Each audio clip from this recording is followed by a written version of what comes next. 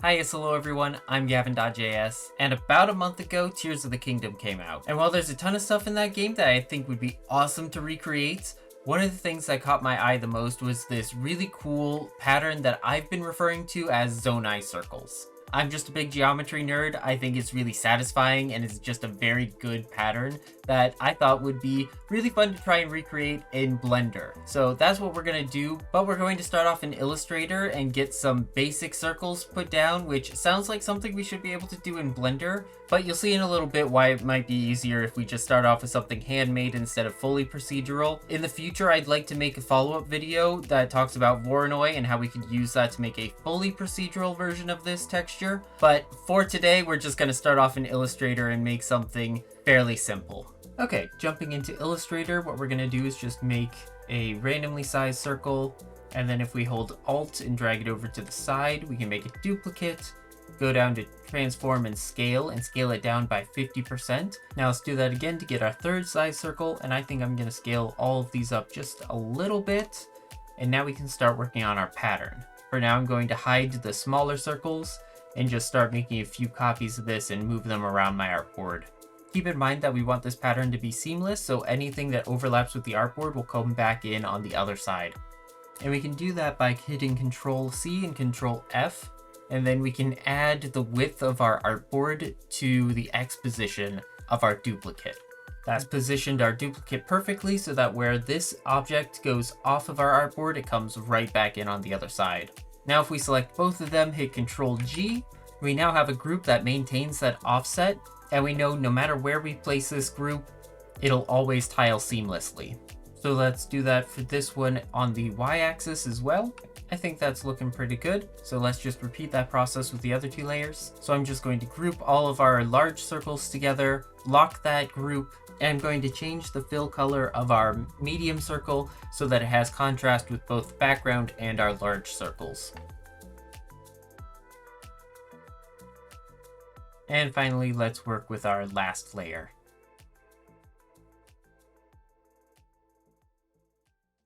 Okay, now that we have all of our circles, one thing we need to do is just make a clipping mask. So let's draw a square the size of our artboard, move it to the top in our layers panel, and then select everything, then right click and make clipping mask. So now we need to establish our data. We're not going to establish the ripple pattern here. We're not going to add any noise. We're not going to do anything other than divide our layers into different colors so that we can import this into Blender and then do different operations on different layers without having 3 or 6 or however many 4K images just to make one texture. So let's select our bottom group here and change the fill from solid to gradient. Then over here in our gradient panel, we can change this from linear to radial. The reason we're doing this is because now we have values going from the center of our circle out to the edge that range from 1 to 0. And in Blender, we can use that to create a sine wave to get those nice ripples that we see in the original image.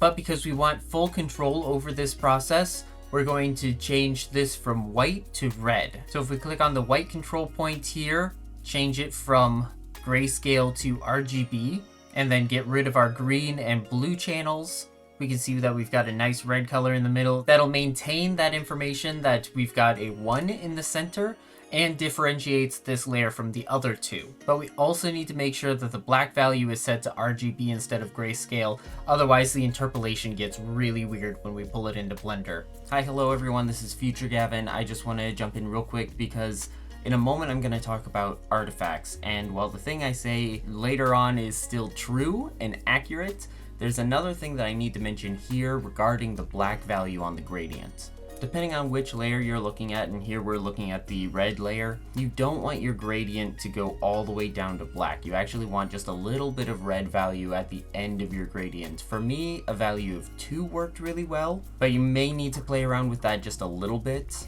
And the reason for this is because if it goes all the way down to black, it'll actually cut off a couple of pixels before you would want it to, giving you this weird gap, and I'll talk more about the artifact later. The big takeaway is don't let any of these gradients go all the way down to black. Give it just a tiny bit of value at the end of the gradient, and that'll save you so much headache. It took me so long to figure out what was going wrong. So anyway, let's continue.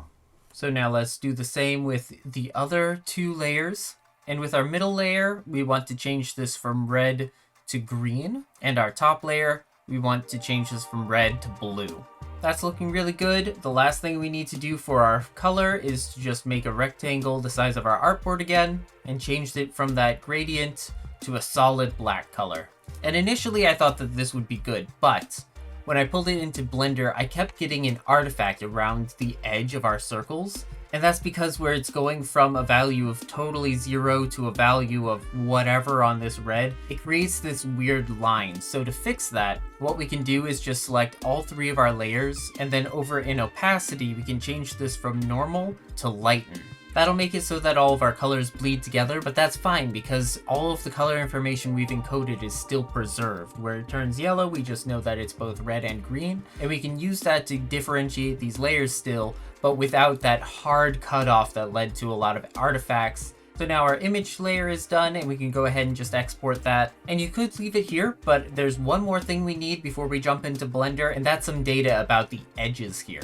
So if we take a look again at our source image, we can see that around all of the circles, including on the inside of other circles, we have this outer edge that cuts away from the other wave patterns.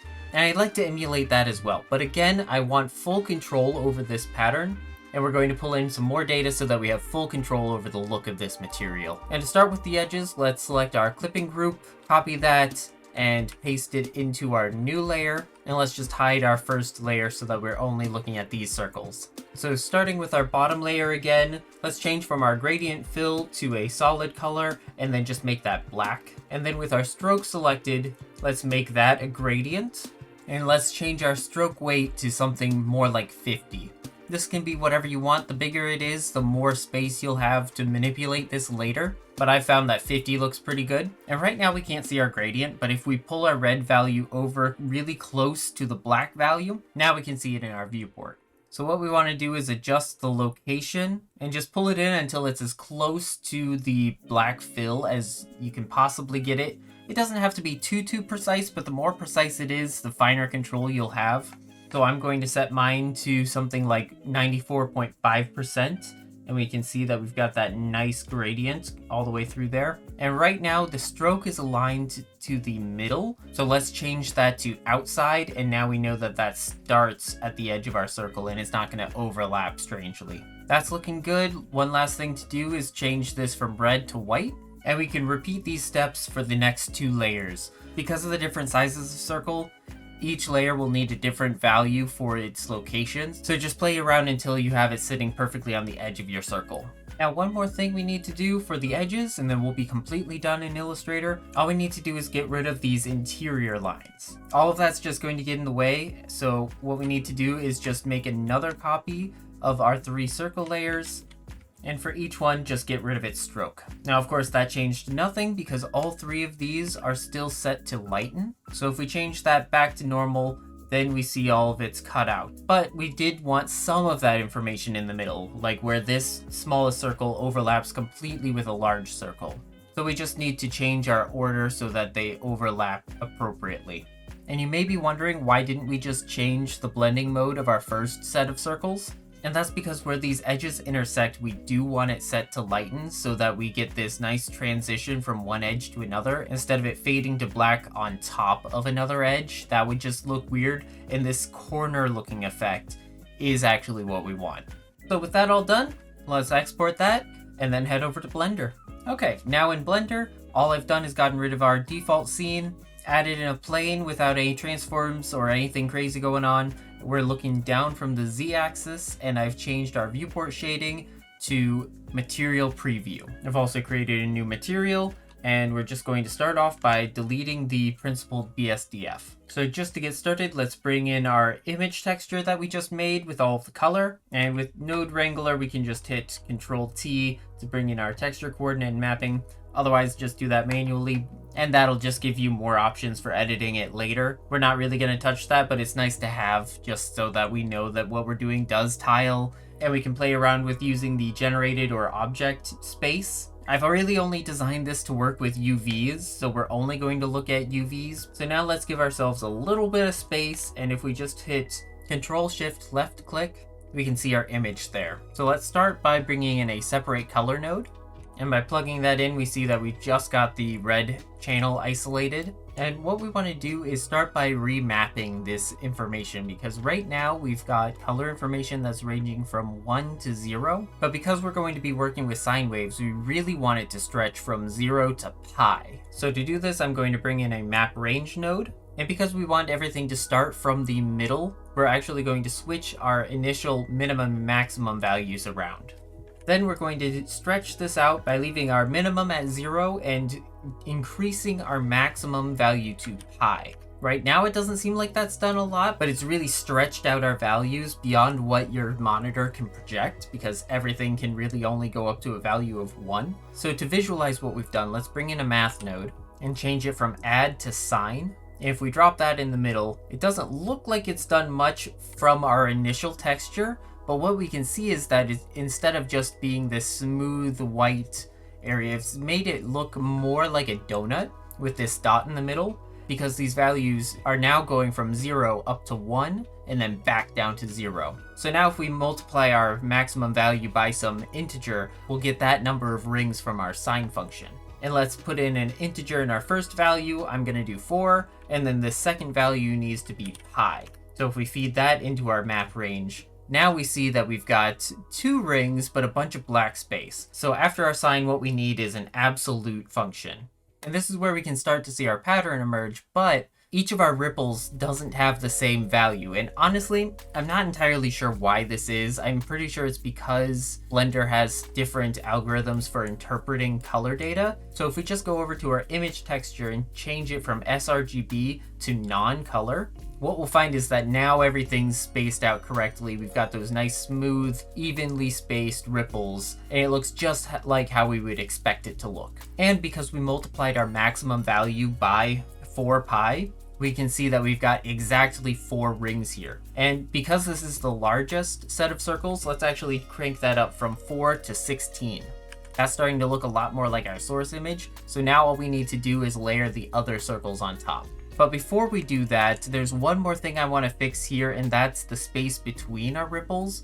I'd like to have more control over that. So what we're going to do is stretch our values out a little bit and then reduce them some so that we get more black space in between our ripples. So let's duplicate our absolute value function, change it from absolute to multiply, and that gives us this value here. But because this default value is set to 0.5, it's compressed our values instead of stretching them out. So let's add in a little bit more math here by duplicating our multiply node and adding a value node. And we're going to change this from multiply to add so that we know that whatever value we select here, it's going to add 1 and then go into our multiply, so it's stretching things out. So now if we increase this value node here, let's go to something like 0.3.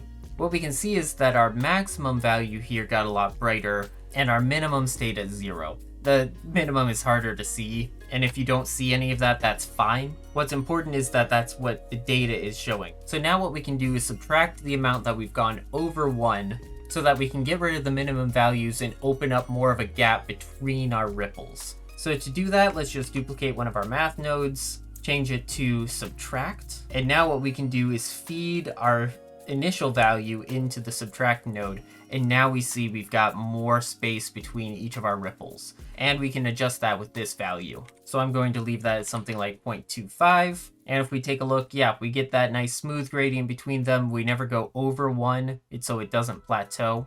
And if you're worried about the graininess here, that's just because we're using an image texture to drive everything, so it can only have as much resolution as you export it out of Illustrator. That's just one of the drawbacks of this method, and maybe in the future I'll make a version of this that only works in Blender so that you don't have to worry about resolution. Anyway, with all of that set up, let's go ahead and group it all together and give it a label. And let's just grab our value node here, hit Alt-P to unparent it from that frame, and we can move that outside so that we know that it's a control node and not a part of this operation.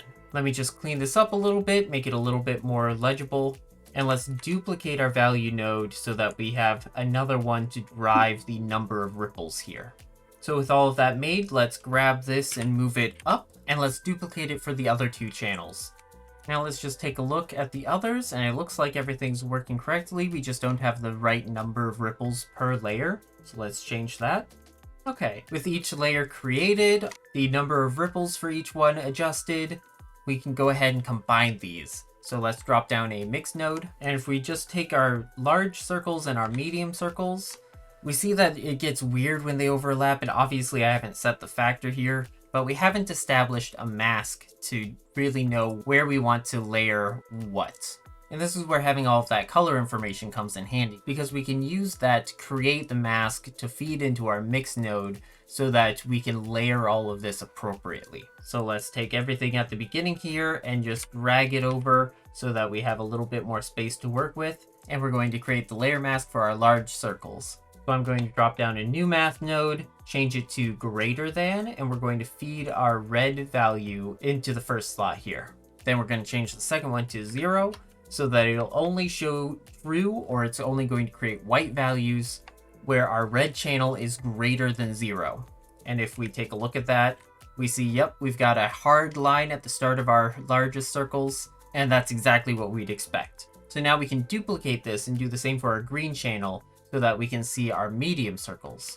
Now with those values established, what we can do is drop down a mix node, and we can feed our red into A and our green into factor. And if we leave B at 0, what that'll do is just cut chunks out of our large circles. So now we can use this as a mask for the ripples that we did for the large circles. So let's take this mix node and change the output of our large circles from A to B, and then come over here to the mix node with our greater than nodes and plug that output into our factor. Now if we take a look at this mix node, what we can see is now we've got those large circles, but they've got those chunks taken out from the medium circles. And that's exactly what we want. Because now if we mix that with our medium circles, we can see that everything fits in together and it's layered up correctly. So let me clean up this node group real quick. Get some labels in there, duplicate it a few times, and we'll get the mask logic set up for all of these layers. And that's all of our mask data all set up. We needed to go through 2 different mask operators here for our large circles so that we could cut out the medium circles and then the small circles. So I've just fed in the results of this first mask into the second one with the blue channel, and that cut out all of the small circles from our large circles. And then we only needed 1 mask for our medium circles just to cut out the small circles from them. And then our small mask, it's just a single greater than operator fed into, well shoot, not even fed into our mix node just yet. There we go. It may not feel like it's necessary, but it actually is. That just makes sure that we don't get any fall off along our small circles, which let's take a look at. Oh, you've got to be kidding me. That makes no sense. Just copy pasted these, but what? Oh, duh, because yeah, I ran the mask into our map instead of into the mix. That's why it wasn't connected. Whoops. Okay, let's just get rid of that real quick. Silly mistakes, they happen.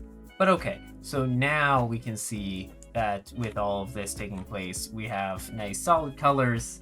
We've got everything isolated. We can now start layering everything together. So let's move our material output off to the side. And so we can just use another mix node to layer those together. But because we don't have any factors in here, these values aren't being mixed together quite accurately yet. So all we need to do for this first mix node is just bring in our medium mask. What that'll do is just anywhere we have those medium circles, this mask will then only add value where those medium circles exist. And we can do the same with our small mask into the factor for our second mix node, so that now everything's a nice consistent brightness. We've got all 3 of our layers layered together. We've got all of the ripples the same size. Everything's looking good. We just need to add in the background wave effect and blend those edges together a little bit nicer. Okay, and I just sort of dropped this in here because this isn't my design. This is not something I came up with, and honestly, there's a little bit of underlying math that I don't fully follow. I'll link to the video where I found this, but I've essentially just copied it, adjusted some of the values until we got something that looked a lot like our reference image. And I've also remapped our input space because this is taking our UV map after it's gone through our mapping node and feeding it through all of here. But I found that it was a little bit unpredictable as to whether or not things would tile seamlessly unless I remapped that space from 0 to 1 to 0 to pi. So with that, all of these edges match perfectly up and everything's looking good. A couple of notes here. This value adjusts how much the wave gets pulled on the x-axis, and this value controls how stretched or compressed it is on the y-axis. Otherwise, this multiply node here is just set up so that you can throw a value into this top input that matches the number of ripples on your circles. And that's where the ratio comes in that I mentioned while we were working in Illustrator. All of our wave values here are all proportions of one another relative to the smallest circle. So what you can do is just set up a couple of math nodes to maintain that proportion between our layers and make it so that you only have one number to adjust. I'm pretty happy with how it looks right now, so I'm going to just leave it be, and if ever I want to adjust it, I'll just do that manually or change it later. But that brings us to our edges. So on our texture here, you can see the real thin border between all of our circles, and I don't love the way that looks. It's fine, and there's nothing wrong with leaving it the way it is, but I think that it could be a lot smoother and a lot more interesting. So now what we're going to do is bring in our other image, and we're going to mix it with our last mix node. So let's add in one more mix node and a color ramp.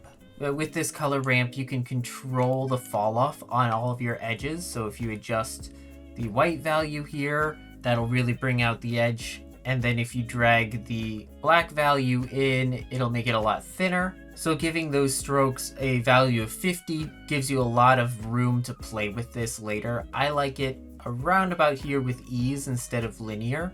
And I think that looks pretty darn good. And the last thing I'd like to add here is just a little bit of noise. So let's just add in a noise texture, feed in the same UV space that we've been using, just for consistency's sake. And we're going to want to add in a color ramp too. This will just be our master color ramp to really have full control over the final look. And if we change this to B-spline, that'll make it so that when we add another mix node and we feed the factor in from our noise texture, we'll see a little bit more of it. Now we do need to change this from float to color, and don't pull the color channel in, we need the factor of our noise texture, and we're going to change this from mix to color burn. And if we take a look at that, we can just increase the size of our noise, zoom in a little bit so we can see it a bit better, and it just adds a little bit more variety. I think I'm going to bring the dark values down a little bit. There we go. It's just a bit more visually interesting. So that's it. That is our completed Zonai texture. I really enjoyed this. It's a really fun and satisfying geometric pattern. I had a lot of fun figuring this out. I learned a lot about shaders in the process, a lot that I didn't share here because I tried probably 5 or 6 different ways of making this pattern with varying levels of proceduralism, and this was the best option that I came up with. So if you'd like to see more adventures in shaders and Blender in general, please, do the YouTube things, like, subscribe, leave a comment, and let me know what you thought. But with that, I hope you guys have a great day, and I will see you in the next one. Bye.